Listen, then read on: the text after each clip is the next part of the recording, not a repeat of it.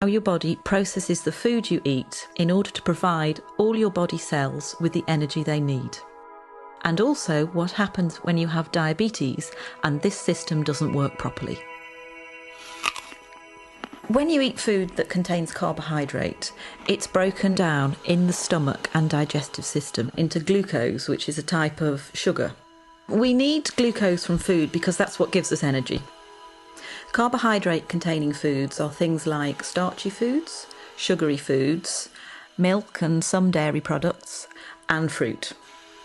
This glucose then moves into the bloodstream, and the body detects that the blood glucose level is rising. In response to that, the pancreas, which is a little gland that sits just underneath the stomach, starts to release a hormone called insulin. And it's insulin that helps our body get the energy from the food we eat.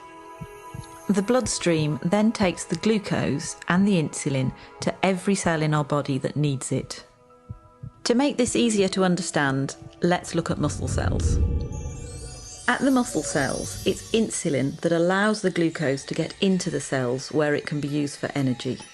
It's a bit like insulin is a key unlocking the door to the cells so the glucose can get in. That way, the blood glucose level starts to drop. But the blood glucose level can be topped up at any point by the liver releasing extra glucose that it has stored. The blood glucose rises again, and again the pancreas produces more insulin to move with that glucose through the bloodstream to the muscle cells, open the doors and let the glucose in. The body functions best with the blood glucose at an optimum level. It doesn't like it if the blood glucose rises too high. Normally, there's a cycle within the body which balances out the glucose and the insulin level, and this is achieved by the food you eat, the pancreas, and the liver. However, in some people, the system doesn't work properly and they develop diabetes. There are two main types of diabetes, type 1 and type 2. In type 1 diabetes, the body isn't making any insulin at all. This is because of an autoimmune response whereby the body has destroyed the insulin-producing cells in the pancreas. We don't entirely know why that happens in some people and not in others. Type 1 diabetes accounts for about 10% of all cases. It's most often found in the under 40s and it's by far the most common type of diabetes found in childhood. In type 1 diabetes, the carbohydrate containing food is broken down into glucose as normal. That glucose then moves into the bloodstream. Normally, the body would produce insulin to let that glucose into the cells.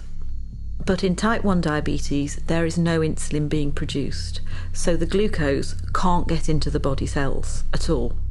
So the level of glucose in the blood rises and rises. The body tries to lower the level of glucose, it tries to get rid of the glucose through the kidneys. That's why people who have undiagnosed type 1 diabetes tend to go to the toilet a lot to pass urine. As the kidneys filter the glucose out of the blood, they also take a lot of water with it, so the person with diabetes will get very thirsty.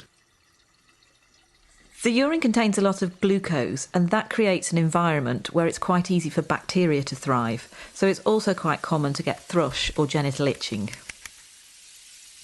In the same way, the blood contains a high level of glucose as well, so more bacteria than usual will tend to breed in flesh wounds, and they might be slow to heal. Glucose can also build up in the lens at the front of the eye, causing the liquid in the lens to become cloudy. That can mean that some people with undiagnosed type 1 diabetes can have blurred vision.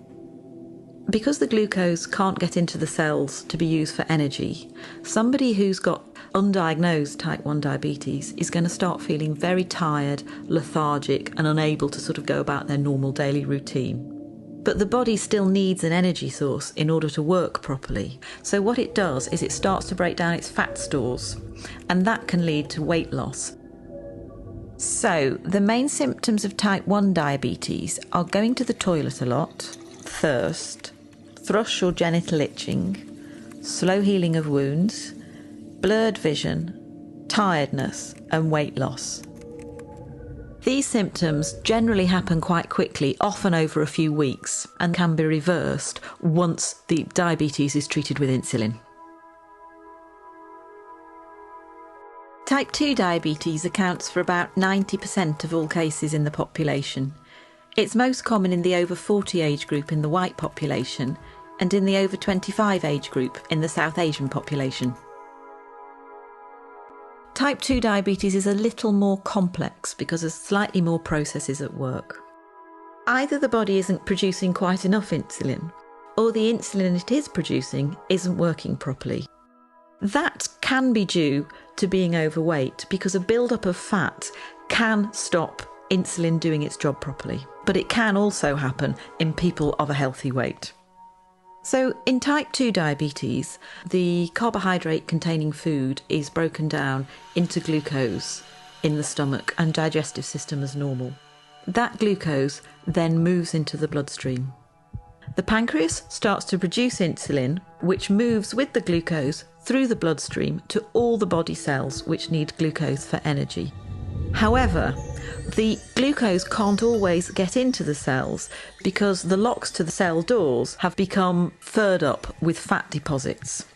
That means that the insulin can't open the cell doors properly. So the level of glucose in the blood continues to rise. In response to this, the pancreas produces even more insulin. So the blood glucose levels continue to rise and the insulin levels continue to rise. This situation is further complicated by the cells, which are desperate for energy, sending out emergency signals to the liver to release stored glucose.